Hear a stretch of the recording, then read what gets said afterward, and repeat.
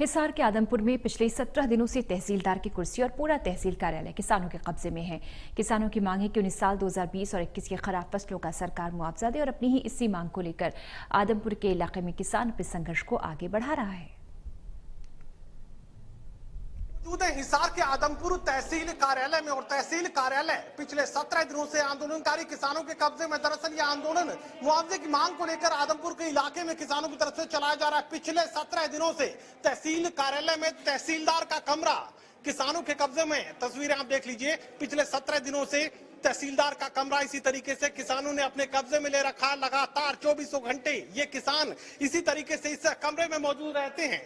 इसके अलावा तहसील कार्यालय की तस्वीरें आपको दिखाएंगे किस तरीके से हर तरफ किसानों का डेरा यहां पर देखने को मिल रहा है। ये देखिए, आदमपुर के तहसील कार्यालय में हर तरफ किसान यहां पर 24 घंटे इसी तरीके से अपने धरने को आगे बढ़ाने का काम कर रहे हैं। पिछले 17 दिनों से ये धरना इसी तरीके से यहां पर आगे बढ़ाया जा रहा है। तस्वीरें आप देख लीजिए, तहसील कार्यालय की हैं और तहसील कार्यालय में अब पूरा का पूरा कार्यालय किसानों के कब्जे में आ चुका है और लगातार संघर्ष को आगे बढ़ाने का काम यहाँ किसानों की तरफ से, किसान नेताओं की तरफ से किया जा रहा है। और अब आप तस्वीरें देख लीजिए किस तरीके से यहाँ पर लंगर की व्यवस्था रखी गई है। दिन रात इसी तरीके से किसान यहाँ पर अपने संघर्ष को आगे बढ़ाने का काम करते हैं।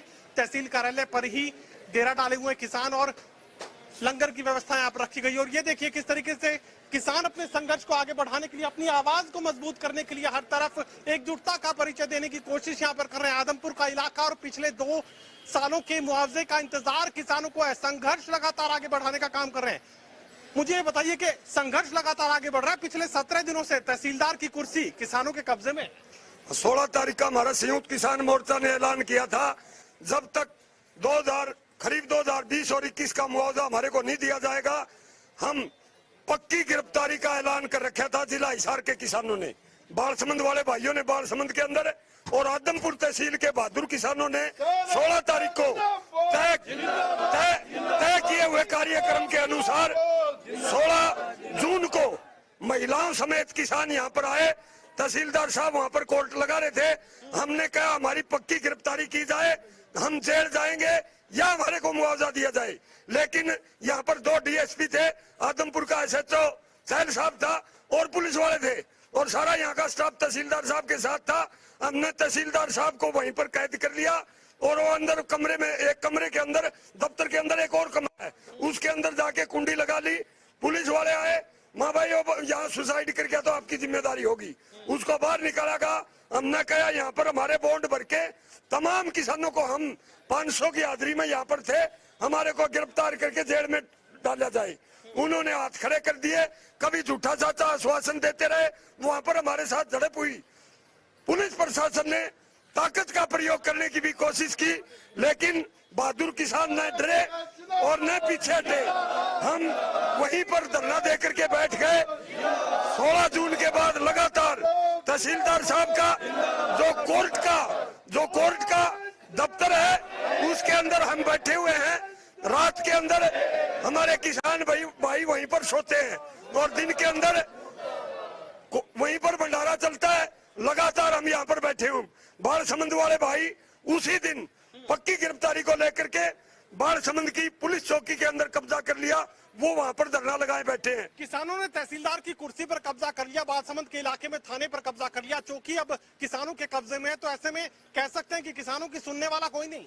आज तक तो हमें ये मोदी और खट्टर की सरकार आने के बाद और हरियाणा के अंदर इस किसान की को सुनने वाला अब तक तो हमें दिखाई नहीं दिया। न हमारी फसलों का मुआवजा, न हमारी नहरों में पानी, न हमें ट्यूबवेलों के कनेक्शन जो 3 साल से 30,000 से लेकर 5 लाख रुपए तक जमा है।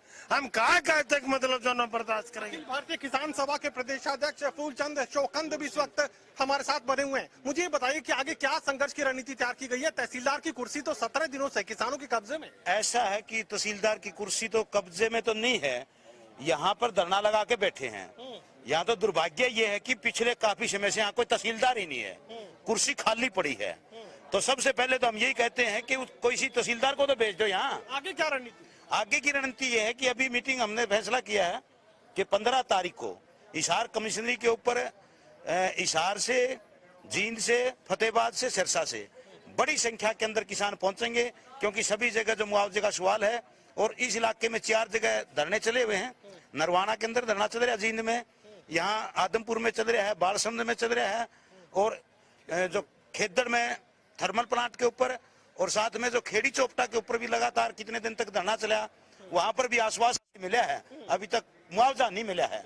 तो इन तमाम लोगों से यह अपील है कि उस दिन ज्यादा से ज्यादा संख्या में पहुंचे और कमिश्नर के ऊपर दबाव बने, और सरकार की कथनी और करनी में जो विश्वासघाती जो ये कदम बार बार उठाते हैं, इसका मुंह तोड़ जवाब दें। ये आर पार के हालात किसानों की तरफ से यहाँ पर देखने को मिल रहे हैं। न सिर्फ आदमपुर के इलाके में तहसीलदार का कार्यालय किसानों के कब्जे में, बल्कि बालसमंद के इलाके में चौकी पर भी आंदोलनकारी किसानों ने अपना कब्जा जमा रखा है और लगातार आर पार की लड़ाई का जिक्र यहाँ पर किसान करते नजर आ रहे हैं। साफ तौर से अब कह सकते हैं कि विस्फोटक का स्थिति यहाँ पर किसानों की देखने को मिल रही है और अपने शक्ति प्रदर्शन के लिए किसान संगठन अब खुद को तैयार कर रहे हैं।